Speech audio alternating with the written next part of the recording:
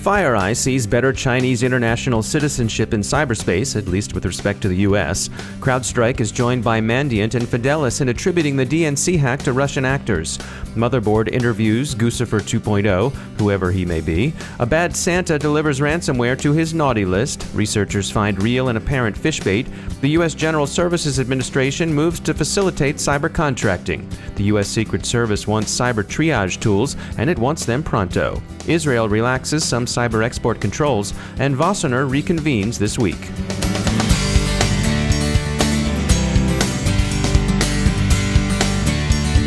I want to thank our sponsor, E8 Security, and remind you to visit e8security.com/DHR to check out their free white paper, Detect, Hunt, Respond. It's going to give you the information you need to deal with the unknown threats in your network, the threats no one has ever seen before. E8 is going beyond legacy signature matching and human watch standing. They're hunting these unknown threats with machine learning and big data analytics. See what E8 has to say. Download the free white paper at e8security.com/DHR. And as always, we appreciate E8 for sponsoring the CyberWire.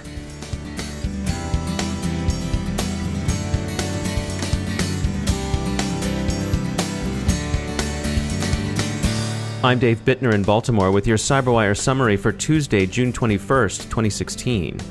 FireEye reports that the Sino-American cyber talks seem to be having good effect. The security company says that Chinese government cyber espionage directed at the United States appears to have fallen off dramatically. That's not the case elsewhere. Some of the Chinese espionage units formerly employed against American targets are showing up in campaigns directed at other countries, notably Russia, and other target sets, notably in the financial sector. Turning to the week's continuing big story, the successful hack of the Democratic National Committee, CrowdStrike is standing by its attribution of the incident to two Russian government actors, APT-28 and APT-29, in all likelihood the FSB and the GRU. Two other companies, Fidelis and FireEye's Mandiant unit, have investigated the evidence and reach essentially the same conclusion. The malicious code found in the attack is substantially similar to that used in other attacks by Russian actors. Against this conclusion, of course, are claims of responsibility by Guccifer 2.0, whom we can now refer to as him. Someone representing himself as Guccifer 2.0 has been in touch with Motherboard. While many observers regard Guccifer 2.0 as a front for the Russian government, that's not so, the gentleman in question tells Motherboard. In fact, he not only doesn't work for a Russian intelligence service, he doesn't even like Russia. What he does like include, in no particular order, Gucci, Marcel Lazar, who's Guccifer 1.0, now in U.S. custody, women, and the freedom of minds. Guccifer 2.0's exchanges with Motherboard were conducted at least partially in Romanian, and Motherboard says the Romanian native speakers it consulted say 2.0's Romanian isn't really that good. 2.0 did claim his heuristic algorithms were too much for the DNC security, that the Russian stuff in the stolen documents metadata was his personal watermark, that he feared for his life, and that he wanted to fight for the world without the Illuminati. Motherboard's tone throughout its account of the exchange strikes our staff as one of polite but open-minded skepticism. We did talk to someone with first-hand knowledge of the investigation, Fidelis Vice President of Cybersecurity Services, Mike Buratowski. Here's his take on the affair.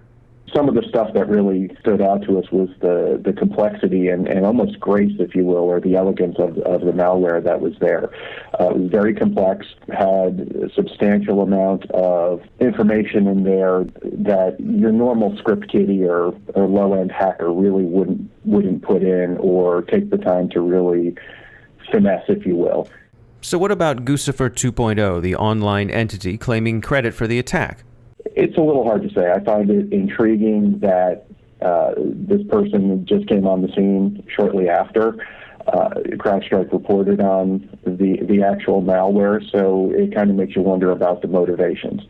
Now, that being said, when we do investigations, it's not uncommon for there to be multiple actors in a particular victimized company. You may trace a vector back to a particular strain of malware, a particular point of entry. However, you find multiple points of entries, and a lot of times the malicious actors don't even know that there's other bad guys in the victimized network. Guccifer 2.0 says that they are a lone wolf in this attack and that CrowdStrike's attribution to Russian intelligence agencies is incorrect. Buratowski and his team at Fidelis say, not so fast. When you look at the totality of the circumstances, you're looking at the targeted victims, what information was stolen, what was done with the information after it was taken. And when you start doing that, it paints a picture of probability as to who the actor could be. And then something as simple as, well, how complex is the malware, and would an average person or an average group have the capabilities to be that elegant, if you will, in their development of the malware? And when you start putting all those things together, in this particular case, it definitely points back to a state-sponsored actor, likely being a Russian actor. So again, pointing to a specific agency, I don't. There's nothing. Let me put this way. There's nothing that would cause me to believe that CrowdStrike is incorrect. That's for sure. After the DNC's opposition research on Donald Trump was released, the head of the DNC announced that there was no personally identifiable information included in the hack, which prompted Guccifer 2.0 to release personally identifiable information in the form of donor information.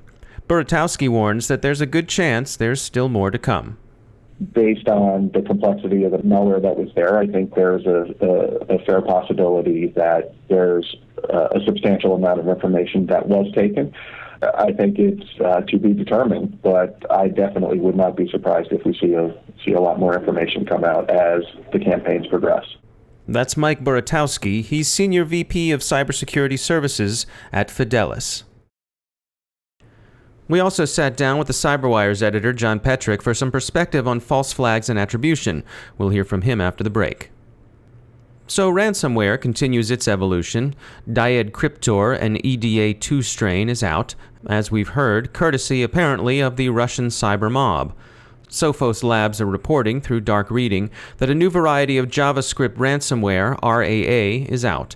It's a departure from the familiar extortion norm in that being composed in JavaScript, it doesn't depend upon the victims running a macro for infection.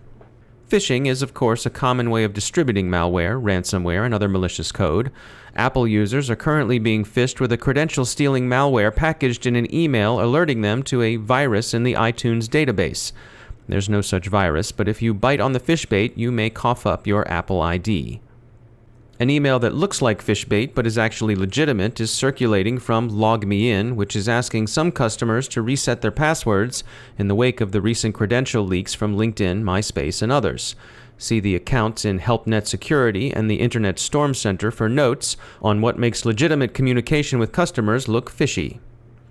XDedic, the underground market that sold server time on compromised RDP servers, may be larger than initially believed. Kaspersky sees some evidence from data released on Pastebin that Canadian and German servers joined Brazil, China, the US, and the UK in the top 10, but these indicators await confirmation in further investigation.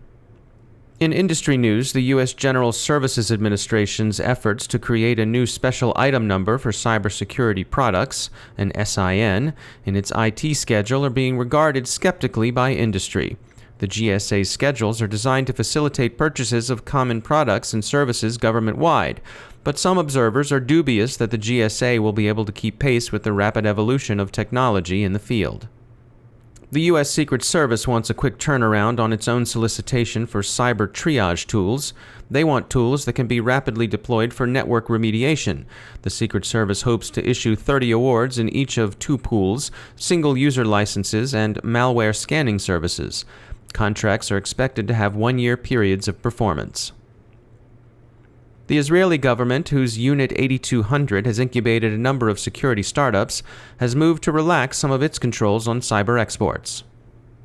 Internationally, Wassenaar is back. Meetings resumed in Vienna yesterday on revising the controversial and in the U.S. delayed cyber arms export control regime. This round of talks will conclude tomorrow.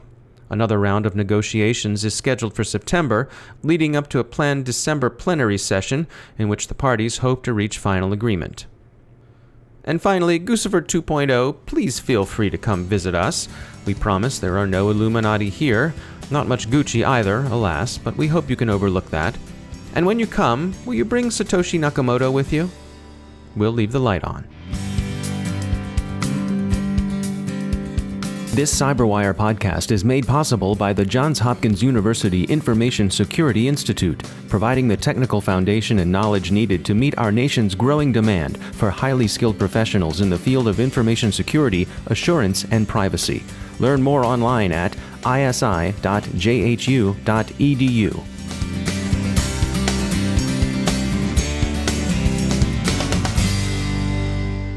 Joining me once again is John Petrick. He's the editor of the CyberWire. John, we're continuing to follow this story about the hacking into the DNC.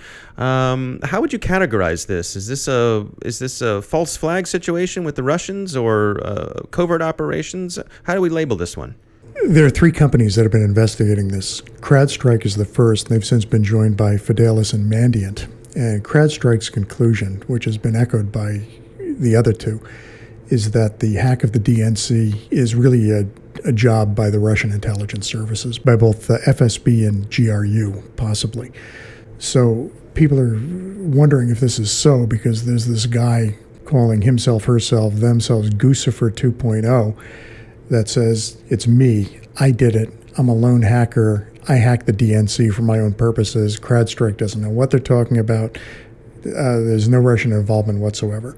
So other people have been saying, and CrowdStrike has suggested this too, is that Guccifer is a false flag. That is, Guccifer is really just a front for Russian intelligence services, that is, for the FSB and the GRU.